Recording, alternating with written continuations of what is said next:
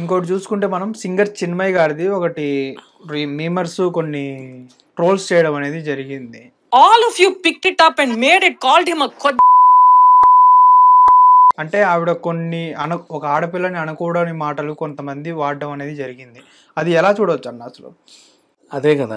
ఈ మధ్యకాలం social media వచ్చిన తర్వాత ప్రతి ఒక్కరికి అభిప్రాయం పంచుకోవడం ఎక్కువ అయిపోయింది. పంచుకో, నిన్ను ఎవడు వద్దండు. మాట్లాడే మాటలు కొన్ని ఉంటాయి. ఫస్ట్ ఆఫ్ ఆల్ ఆర్టికల్ 19 ప్రకారంగా నువ్వు ఏమైనా మాట్లాడవచ్చు, 21 ప్రకారంగా నువ్వు ఎక్కడైనా బతకొచ్చు, ఏమైనా మాట్లాడవచ్చు. కానీ నీ మాటలు ఎదుటి వాళ్ళని ఇబ్బంది పెట్టకుండా మాట్లాడగలిగితేనే మాట్లాడు, అంతే. ఎదుటి వాళ్ళ మనోభావాలు దెబ్బతింటే వాళ్ళని తిట్టొద్దు, ఏమీ చేయొద్దు. ఊరికే పొద్దున్న లేసి ఓసే ఒరే ఎల్లు అనకూడదు, అవసరం లేదు కదా. నెక్స్ట్ 21 ప్రకారంగా నువ్వు బతికే హక్కు నీకుంది, ఎక్కడైనా బతకవచ్చు, నీ ఇష్టం. పక్కోడిని ఇబ్బంది పెట్టకుండా బతుకు. డోర్ అంతా తెరపెట్టుకొని ఫుల్ సౌండ్ అంతా అటేసి నువ్వు బతకొద్దు.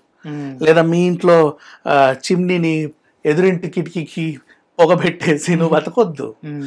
నీ పక్కనోడు కూడా బతకాలి కదా. నీ జనరేటర్ సౌండ్ టట పక్కోడికి ఉండొద్దు, అంత అవసరం లేదు.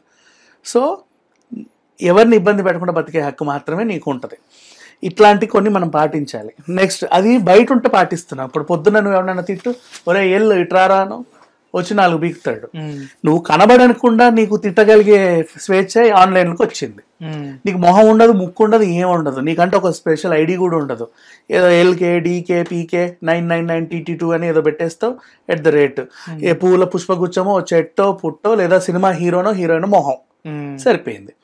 ఏమైనా వాగు, బ్రహ్మానంద గారి నిజం, ఏమైనా వాగు, నీ ఇష్టం. ఇంకా తిట్టుడు అసలు ఆ నోటికి అదుపులు ఉండవు. నోరు తెరిస్తే ఎల్లంటావు, ఇంకేదో అంటావు. దేనికి వచ్చింది? ఒక గ్రూప్ చాట్, అది అందరూ మాట్లాడుకుంటున్నారు. దాంట్లో యశ్విని అత్తేనో తేజస్వినో యశస్వినో అమ్మాయి, ఆ అమ్మాయిని ఇంకొకడు వచ్చి ఒసే ఎల్లు నువ్వు అది ఇది నీ దమ్ముంటే నీ ప్రైవేట్ పార్ట్ నాకు చూపించని ఎట్లా మాట్లాడుతున్నాడు అంటే ఏమనుకొని మాట్లాడుతున్నారో కూడా అర్థం కావట్లా. ఆ చర్చకి వీళ్ళందరూ ఎందుకు వచ్చారో కూడా తెలియట్లా. అట్లాంటి చర్చలు బోల్డ్ జరుగుతూ ఉంటాయి కానీ మనకు తెలియదు. కొన్ని వాట్సాప్ గ్రూపులలో కూడా వాళ్ళందరూ కలిసి మాట్లాడుకుంటారు. అందులో ఒకరిద్దరు బూతులు మాట్లాడే వాళ్ళు ఉంటారు.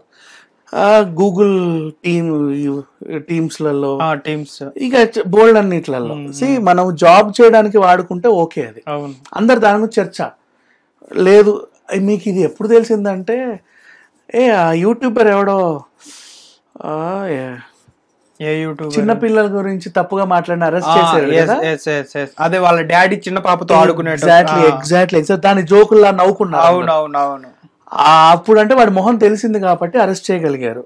ఇప్పుడు వీడు ఎవడో తెలియదే, ఎట్లా చేస్తావు?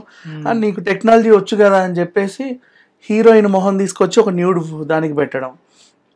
అండ్ మళ్ళీ ఏంటి, ఈ ప్రీ రిలీజ్ ఈవెంట్లు ఉంటాయి కదా, ఈవెంట్లో హీరో హీరోయిన్లు పక్కన నిలబడతారు, కాస్త కొట్టుకుంటా ఉంటారు లేదా ముద్దులు పెట్టుకుంటా ఉంటారు. అదేంటో అర్థం కాదు. ఇవన్నీ సర్వనాశనం అయిపోయిందా? ఇంకా మంచిదానికి వాడుకోవచ్చుగా, ఇంకేమైనా తెలియని విషయాలు తెలుసుకోవచ్చు కదా. ఏమైంది? అండ్ ఇప్పుడు సజ్జనార్ గారి దగ్గరికి వెళ్ళింది విషయం. స్టార్టింగ్ ఎలా అయితే డ్రగ్స్ ని మాక్సిమం కంట్రోల్ చేయగలిగారో, నెక్స్ట్ ఆ తర్వాత బెట్టింగ్ యాప్స్ ఇప్పుడు వీళ్ళ మీద పడితే నెక్స్ట్ జనరేషన్ లో నీకు ఈ కామెంట్లు బూత్ కామెంట్లు పెట్టే వాళ్ళు తగ్గుతారు. ఈ బూత్ కామెంట్లు వాళ్ళందరూ ఎక్కడ ఉంటారు అంటే అలేకే చిట్టి వీడియో టైంలో వచ్చారు, ఎక్కడెక్కడి నుంచి అందరు కట్టకట్టుకొని. వాళ్ళు మాట్లాడింది బూతే, సరే మీరు కూడా బూతులే పెడతారు, నీకు వాళ్ళకి తేడా ఏముంది? ఇంకా నీకు అనే అర్హత ఎక్కడిది, హక్కు ఎక్కడిది? అప్పుడు ఎంతమందో వీళ్ళందరూ ఉన్నారు యాక్చువల్గా సోషల్ మీడియాలో. మనం చేసే వీడియోల దగ్గర కూడా వస్తాయి బూతులు వస్తాయి.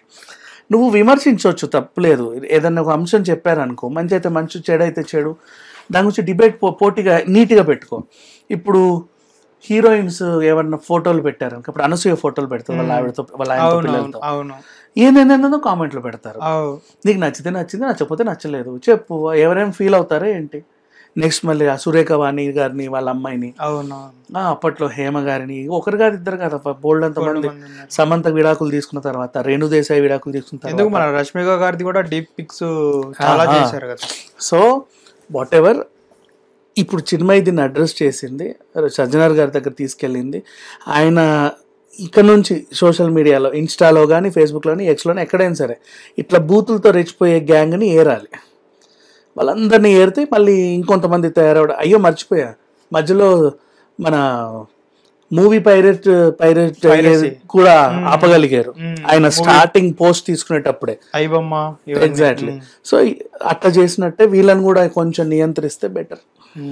అంటే ఆవిడ మాట్లాడే మాటల్లో నేను కొన్ని పదాలు అసలు ఇప్పటిదాకా వినలేదు నా జీవితంలో, ఫస్ట్ టైం వీళ్ళు ఇలాంటి వాళ్ళ వల్ల నేను కొన్ని పదాలు వినాల్సి వచ్చింది అన్నట్టుగా చెప్పారు, కొన్ని ఎల్ వర్డ్స్. ఎవరైనా సరే వినాలనుకుంటారా? అదేమన్నా అమృతమైన మంటలా? ఇప్పటిదాకా వినలేదు అసలు, ఆ ఎల్ వర్డ్ అనే మాటే వినలేదు. చెత్తగాళ్ళు అసలు అదేంటో వాళ్ళ ఆ టీం అందరిని పట్టుకుంటే అసలు భలే తెలుస్తుంది వీళ్ళే అని. వాడు నాకు తెలిసి వాడు ఉండడు ఈ పాటికి, ఎక్కడ పోయి ఉంటారు. వీళ్ళంతా వేరే వేరే కంట్రీస్ లో ఉంటారు, ఇందులో కనెక్ట్ అయ్యి ఇష్టం ఉన్నట్టు వాగుతూ ఉంటారు. బూతులేనబ్బా, అంతకు మించి ఇంక ఏం ఉండదు. అది ఎవరు నేర్పిస్తారు? అని ఇంకొక మాట, నీకు పిల్లలు పుట్టకూడదు, పుట్టినా చచ్చిపోవాలి. అదేంటో మరి వీడిని కూడా వీళ్ళ తల్లి అలాగే అనుకుంటే, పుట్టినప్పుడు చంపేసి ఉంటే